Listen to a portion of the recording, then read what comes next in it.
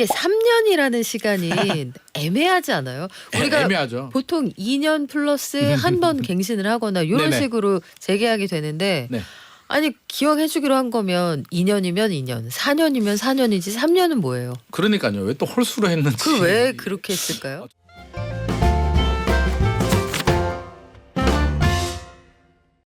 여야가 부동산에서 분양가 상한제 아파트 실거주 의무 3년 유예하자 이거 본회의에서 처리할 것 같습니다. 3년 동안 전세로 돌리다가 그 다음에 내가 들어가서 살아도 된다 이런 얘기고요. 그리고 지금 장안을 뜨겁게 하는 이슈가 하나 더 있네요. 지방을 중심으로 그린벨트를 대거 풀 수 있다. 이게 부동산 경기에 어떤 영향을 미치게 될지 궁금합니다. 부동산 경제연구소 김인만 소장에게 물어볼게요. 안녕하세요. 안녕하세요. 소장님, 우리 네. 그린벨트 얘기부터 한번 해볼까요? 그린벨트. 네. 그린벨트 얘기를 그 테이블 위에 올리는 것 자체가 굉장히 오랜만인데 네. 일단 이게 효험이 좀 있겠습니까? 있으면 이게 뭐 문제가 됐겠습니까? 그러니까 이거 가지고 해결될 문제 같았으면 네. 지방 소멸 문제 고민도 하지 않죠. 그래서 저는 이것 때문에 뭐 지방 소멸 문제가 해결되지는 않을 것 같고요. 결국에는 이제 지방의 양질의 일자리가 많이 생겨야 되는데 그린벨트 푼다고 해서 또 일자리가 생기는 건 아니니까 뭐 그럴 수는 있겠죠. 대규모 공단 산업단지를 짓는데 그린벨트 농업진흥구역이 많아서 좀 걸림돌이 됐다 그러면 그런 부분은 도움이 되겠으나 서울도 아니고요. 지방에서 땅이 부족해서 산업단지를 못 만든다는 건 저는 들어본 적이 없는 것 같습니다. 그래서 그냥 총선 앞두고 아무래도 또 선물 보따리를 좀 많이 푸는 거 아닌가 하는 생각이 들고요. 지방 소멸 문제는 이렇게 해결될 문제는 아닌 것 같습니다. 그럼 지방 소멸은 어떻게 해야 해결돼요? 제가 그거 알면 참 제가 대통령이라도 저는 답을 못 찾을 것 같은데요. 이게 네. 한두 개가 아니기 때문에 앞서서 말한 것처럼 일자리 문제도 해결이 돼야 되는 부분이고 양질의 일자리 문제, 출산 문제도 해결이 돼야 되는 문제고 뭐 한두 개가 아니잖아요. 또 주택 문제도 또 해결이 돼야 되고 이 모든 문제가 우리 사회가 가지고 있는 모든 문제가 결국에는 출산율 문제와 지방 소멸로 맞물려 있기 때문에 그러게요. 이게 이렇게 간단한 문제 같으면 대한민국에 무슨 고민이 있겠습니까? 일자리를 나누는 게 제일 중요할 것 같은데 일자리가 가게 하려면 그쪽에 인프라가 좋아야 할 테고 인프라도 좋아야 되고요. 교통도 좋아야 그렇죠. 되고요. 또 대기업 뭐 좋은 일자리들이 생겨야 되는데 그러면 또 인건비도 또 문제가 되는 부분이고요. 우리 옛날 같이 인건비가 저렴할 때는 모르겠으나 지금 공장들이 대기업들이 또 해외 미국 뭐 진출 여러 가지 문제들이 맞물려 있기 때문에 사실 이게 하라고 해서 하는 문제는 아닌 것 같습니다. 고민이 많이 되네요. 대학교 문제도 있고요. 어쨌든 저출산위원회에 지금 열심히 뛰어보겠다고 하니까 그쪽의 행보를 한번 저희가 좀 지켜볼게요. 자, 그리고 실거주 의무 이거 작년 1월에 둔촌주공 분양할 때부터 계속 얘기가 나왔던 거잖아요. 네네. 일단 결국은 이것도 둔촌주공을 비롯해 여러 대단지들을 살리기 위한 조치다 이런 평가들이 있던데 실거주 의무 폐지를 발표한 이후에 지금 근 1년째 줄다리기가 계속되었잖아요. 네네. 그 상황부터 한번 정리를 해볼까요? 일단 2022년 12월이었죠. 뭐 집값 금리가 많이 오르고 집값 떨어지고 둔촌주공이 이제 일반 분양을 해야 되는데 대규모 미계약 사태가 나오니까 정부가 규제를 풀어줍니다. 실거주 의무와 전매 제한을 패키지거든요. 전매 제한은 몇 년 동안 못 팔게 하는 거고요. 실거주 의무는 강제적으로 이제 거주를 해야 되는 입주하고 바로 거주를 해야 되는 정책인데 전매 제한은 정부 시행령으로 2023년 작년 4월에 풀렸고요. 실거주 의무는 국회 법 통과 개정 사항인데 안 됐죠. 야당의 반대로 안 됐기 네. 때문에 둔촌주공이 이제 1년이 지납니다. 2023년 작년 12월 15일이었나요? 전매 제한을 할 수가 있는데 실거주 의무에 또 발목이 잡히죠. 팔 수는 있는데 입주하고 실거주를 해야 되잖아요. 이거 실거주 못하면 또 팔지를 못하니까 할 수는 있지만 집주인이 반드시 들어가서 살아야 된다. 살아야 됩니다. 안 살게 되면 1년 이하 징역이나 1,000만 원 이하 벌금에 되죠. 그래서 그러면 벌금을 내면은 팔면 되느냐? 그건 아닙니다. 벌금 내고 또 못 팝니다. 그래서 여러 가지 문제가 생기기 때문에 아마 총선 앞두고 국회 여당 야당이 또 합의를 본 게 폐지는 아니고요.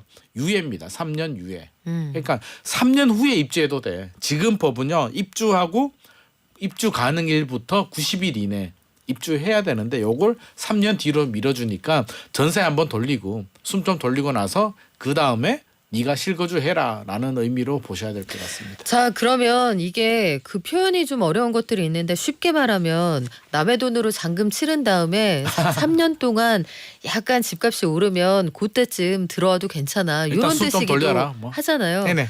근데 당분간 그걸 좀 밀어준다. 원래 반대했던 야당은 왜 여기에 오케이를 해줬을까요? 야당이 반대하는 이유는 이제 투기 우려죠. 투기 우려. 만약에 전매 제한을 안 풀어주고 실거주 의무를 폐지하자고 했으면 아마 오케이 했다라고 합니다. 민주당 쪽 관계자 얘기를 들어보니. 네. 근데 두 가지를 다 풀어주게 되면 너무 빗장을 다 풀어주는 거 아니냐. 그러면 갭 투기 수요들이 들어오면서 주택 시장을 교란하기 때문에 그건 안 된다라는 입장이고요. 지금도 그런 입장인데 또 이게 정부가 작년에 약속을 했기 때문에 아무래도 당장 입주를 앞둔 분들은 우리가 실거주하려면 이게 간단하지 않잖아요. 내가 지금 살고 있는 집을 팔거나 그 집을 전세를 주고 들어가야 되는데 당연히 국회에서 통과될 줄 알고 12월까지 기다렸는데 지금 와서 무슨 소리냐 이런 반발이 있으니까 아마 국회에서 그러면 3년은 봐줄게. 3년 동안 고민 좀 해봐. 나중에는 입주해야 돼라는 입주는 해야 됩니다. 분명한 사실은 해야 됩니다. 네, 그래요. 야당도 입장이 좀 바뀐 상황인데 이게 당초에 분양가 상한제 지역에서 분양받은 사람들을 일단 살 수 있으면 당장 들어가서 살아라 했던 거는 사실은 소위 투기를 방지하기 그럼요. 위해서 도입됐던 장치잖아요. 네, 실거주자만 해라. 그렇죠. 그러면 실거주 안 할 건데 이거 갭 투기가 다시 조장되는 거 아니야? 이런 비판도 가능하지 않을까요? 비판이 나오죠. 나오는데 이제 3년 유예가 아마 그래서 된 것 같습니다. 이게 폐지를 하면 아무래도 그런 비판이 있는데요. 3년 후에는 입주해야 되니까 갭 투기 하시는 분들이 결국에는 입주는 해야 되거든요. 그래서 이거는 투기는 아니다라고 아마 야당에서는 좀 마음의 위로를 삼고 있는 것 같고요. 네. 결국에는 똑같습니다. 지금은 급하니까 일단 전세 돌리고 2년 후에는 이제 결국에는 실거주를 해야 됩니다. 그래요. 시장의 반응이 어떨지 좀 지켜볼 텐데 이렇게 되면 실거주 의무가 3년 유예된다는 건 그 물량이 시장의 전세로 풀린다는 뜻이잖아요. 네네. 지금 요즘에 전세 가격 오른다는 얘기 많은데 전세가 요 정도로 풀리면 수도권, 서울 좀 안정이 될까요? 이게 새 아파트 시장에는 도움이 됩니다. 이게 새 아파트 입주하는데 새 아파트에 내가 또 입주 안 할 수도 있으니까 도움이 되는데 총량을 보면 결국에는 앞서서 제가 말씀드렸잖아요. 내가 살고 있는 집을 팔거나 전세를 주고 그 집에 들어가야 되는데 내가 그 집에 들어가지 않고 전세를 준다는 얘기는 내 집에 내가 그대로 눌러앉아 살고 있기 때문에 총량은 변하지 않는데 새 아파트에 아마 전세 물량이 좀 많이 풀릴 것 같다라는 생각이 듭니다. 그래서 올해 입주하는 새 아파트에는 전세 물량이 평소보다 더 많이 나올 것 같습니다. 그러면 고 한정된 시장의 가격에는 영향을 살짝 줄 수 그럼요. 있으나 네. 전체적인 대세는 뒤집지 못한다. 네, 맞습니다. 자, 그러면 전세를 한 번 놓을 수 있다. 근데 이게 3년이라는 시간이 애매하지 않아요? 우리가 애매하죠. 보통 2년 플러스 한 번 갱신을 하거나 이런 네네. 식으로 재계약이 되는데 네.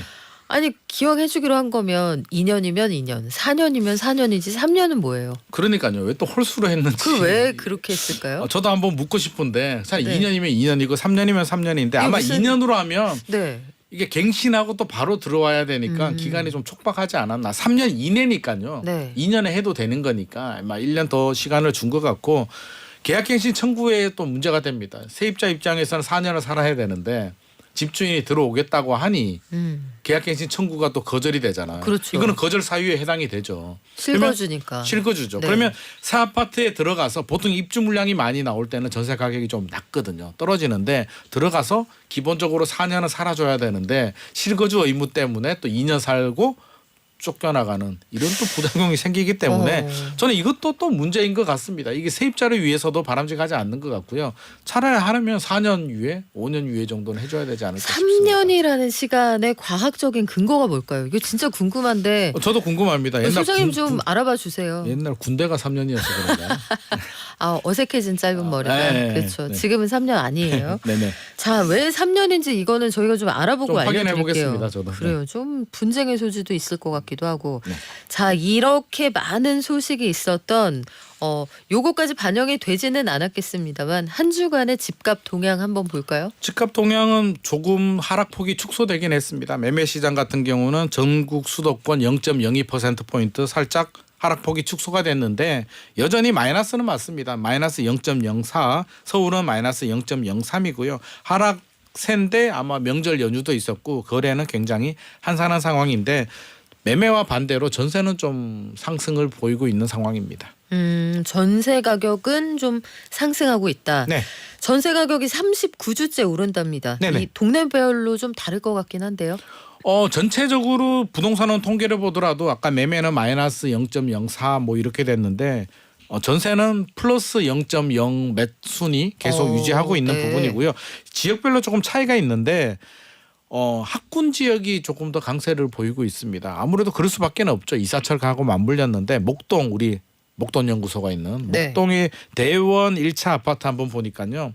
한 달 전에 7억 원이었는데 7억 5천으로 한 5천만 원 정도 올랐고 우리 교육 1번지 대치동 개포 우성 아파트 같은 경우도 한 9억 5천에서 10억 5천 정도 했는데 한 달 전에 지금 보니까 10억에서 11억 정도 조금 한 달 동안 많이 올랐습니다. 그래서 전체적인 상승 분위기도 있고요. 또 이사철도 있기 때문에 이렇게 좀 오른 것 같습니다.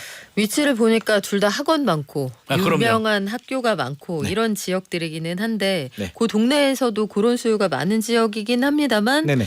작년 초만 해도 우리 이거 역전세 큰일 났다 이랬었잖아요. 큰일 났죠. 이거 작년에. 어떻게 돌려줘 하고 실제로 진짜 전세 가격이 많이 떨어진 지역들도 있었는데 있었죠. 네. 1년 만에 이렇게 달라질 이유가 뭐죠?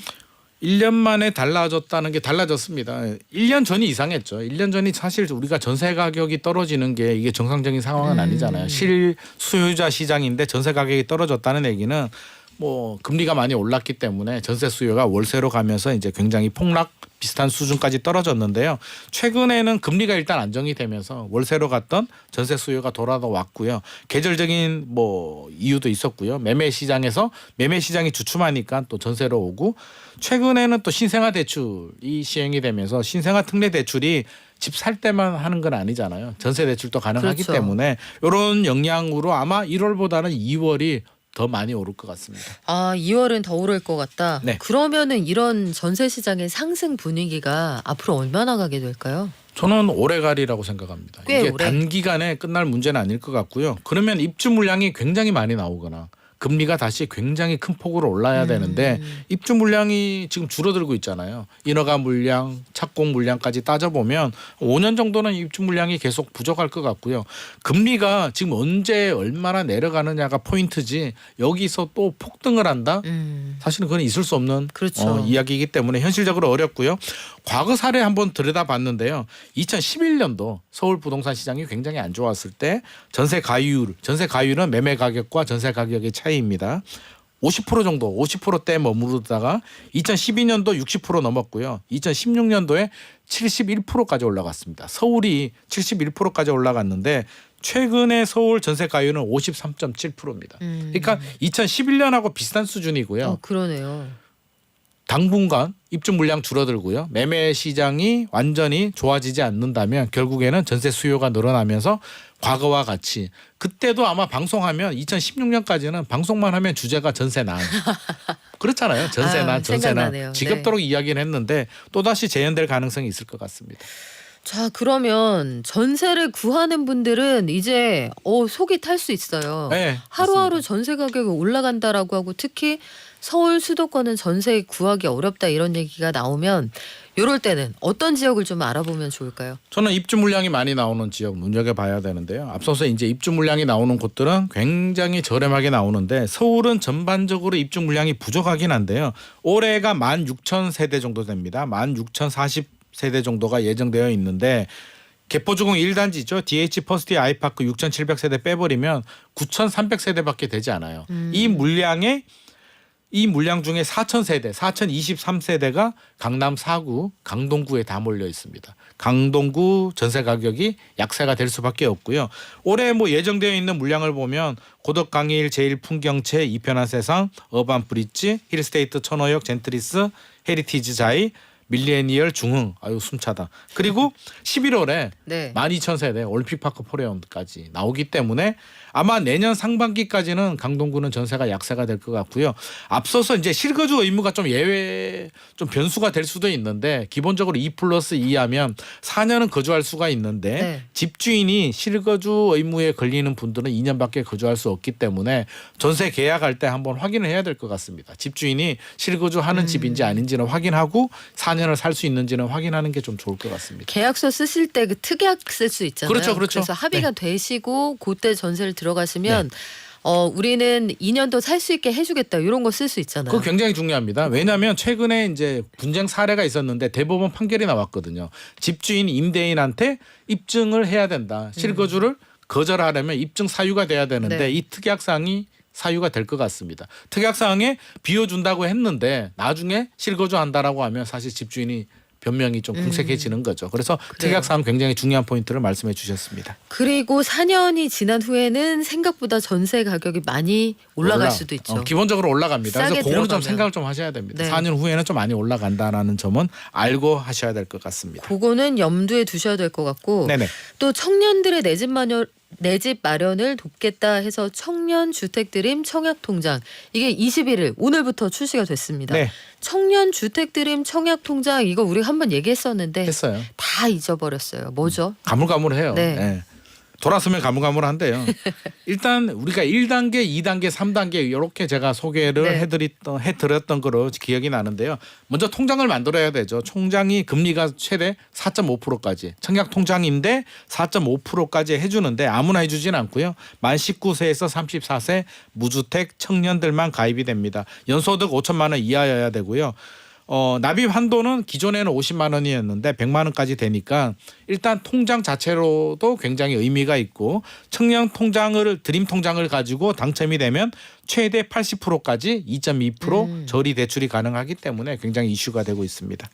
자, 청년 그 청약 통장을 가지고 요거 가지고 분양을 받았다 하면 대출도 좋은 조건에 가능하다고 하는데 네. 요거는 내용이 뭔가요? 드림 통장 같은 경우는 일단 80%까지 2.2% 40년간 대출을 받게 되는데요. 만 39세 이하 무주택자고요. 기호는 1억, 미호는 7천만 원입니다. 그리고 제한이 있는데요. 뭐 전용 면적 85제곱미터에 6억 원 이하니까 아무리 이 부분이 좀 제한이 될 것 같고 자녀를 출산하면 또 금리가 더 내려갑니다. 한 자녀 출산하게 되면 최초 출산 시 0.5%포인트, 추가 출산 시 0.2%포인트씩 금리를 깎아주는데 최저 1.5%까지 내려갈 수 있으니까 많이 출산하면 1.5% 저리 대출 가능합니다. 근데 이게 고민이 되는 부분이 있어요. 지금 말씀하신 것처럼 대상 주택이 분양가 6억 원 이하. 근데 6억 원 이하에 분양되는 주택을 서울 수도권에서 만약에 찾는다라고 생각하면 사실은 그 비수도권 대도시도 쉽지는 않을 것 같거든요. 이게 청년들 실수요자의 반응은 어떻습니까? 일단 이제 오늘 시작이니까 좀 지켜봐야 되긴 하는데요. 서울에서만 보면 서울 기준에서 보면 사실 답이 안 나옵니다. 서울에서 전용 85 이하가 6억 원 이하가 어디 있겠습니까? 지금 10% 9.8% 정도밖에 안 되기 때문에 서울에 거주하시는 분들은 현실적으로 좀 어렵다. 뉴홈 정도 잘 찾아보면 가능할 것 같은데 서울 거주가 아니라면 지방이나 수도권 지역 같은 경우는 뭐 충분히 대상이 될 수도 있고 특히 우리 3기 신도시 같은 경우에 좀 가능성도 있기 때문에 서울은 아쉽게도 좀 쉽지 않을 것 같고요. 서울 외 지역들은 충분히 가능할 것 같습니다. 네. 그리고 이지선 님이 이런 질문 주시네요. 이미 청약 통장이 있어요. 저는 어떻게 하나요? 일단 기존 통장 중에서 우대형 통장이 있습니다. 우대형 통장은 자동 전환이 되고요. 우대형 아닌 통장은 자격 요건이 되면 신청을 해야 됩니다. 신청을 하면 이제 전환이 될 거잖아요. 전환된 시점부터 지금 금리가 적용이 됩니다. 그래요. 지금 청약 통장 가지고 계신 청년들 다 되는 건 아니고요. 나이 제한이 있습니다. 이거 알아보시면 도움될 것 같고요.